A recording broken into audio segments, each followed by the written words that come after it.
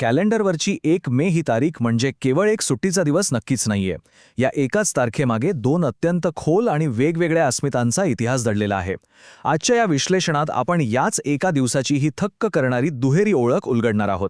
चला तर मग बघूया नक्की काय दडले या तारखेमागे. आजचा आपला हा प्रवास कसा असेल ते आपण इथून थोडक्यात पाहूया.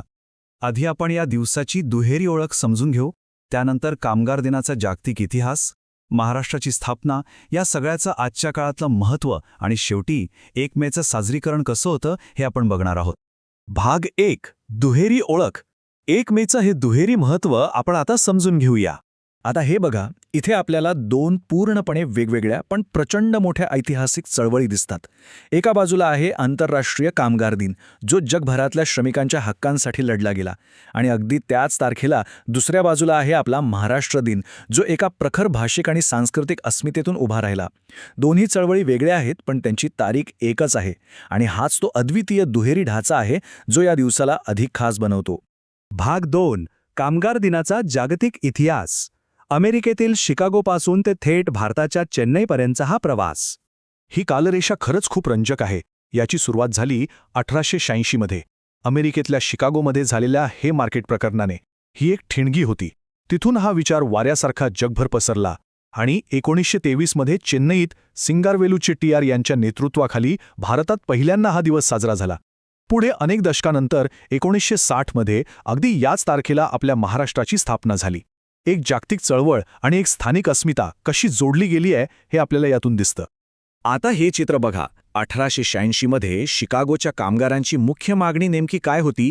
अतिशय सोपी. दिवसाचे 24 तास आहेत ना, मग त्याचे 3 समान भाग करा.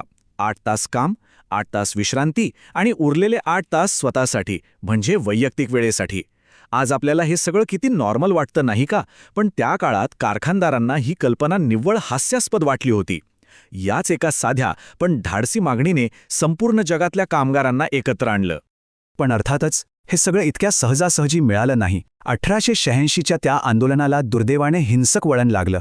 हे मार्केटच्या त्या घटनेत अनेक कामगारांना आपले प्राण गमावावे लागले, आणि याच सांडलेल्या रक्तामुळे आणि बलिदानामुळे 1 मे हा दिवस संपूर्ण जगात कामगारांच्या हक्कांसाठी एक अविस्मरणीय आणि गंभीर ऐतिहासिक प्रतीक बनून राहिला. आता वळूया भाग 3 कडे. महाराष्ट्राची स्थापना.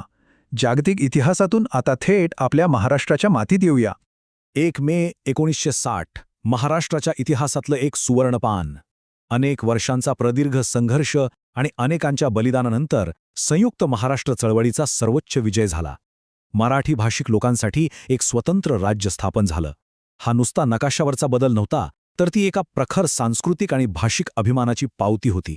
हे राज्य खऱ्या अर्थाने जनतेने स्वतःच्या संघर्षातून उभं केलं होतं. इथे एक अत्यंत महत्त्वाची गोष्ट आपण लक्षात घ्यायला हवी. महाराष्ट्राच्या या जडणघडणीत मुंबईतल्या असंख्य गिरण्या आणि कारखान्यांचा सिंहाचा वाटा होता. याच गिरण्यांमधून महाराष्ट्राची कामगार चळवळ अधिक धारदार झाली. आज जो आपण औद्योगिक आणि आर्थिक विकास बघतोय, त्याचा भक्कम कणा हेच कामगार ठरले आहेत. यावरून आपण 4थ्या भागाकडे येतोय. कामगार दिनाचे खरे महत्त्व आणि आपल्या आधुनिक समाजावर झालेले त्याचे परिणाम. आज आपण जे हक्क अगदी सहजपणे उपभोगत आहोत ना, त्यांची पाळंमुळं या एका दिवसात रुजलेली आहेत.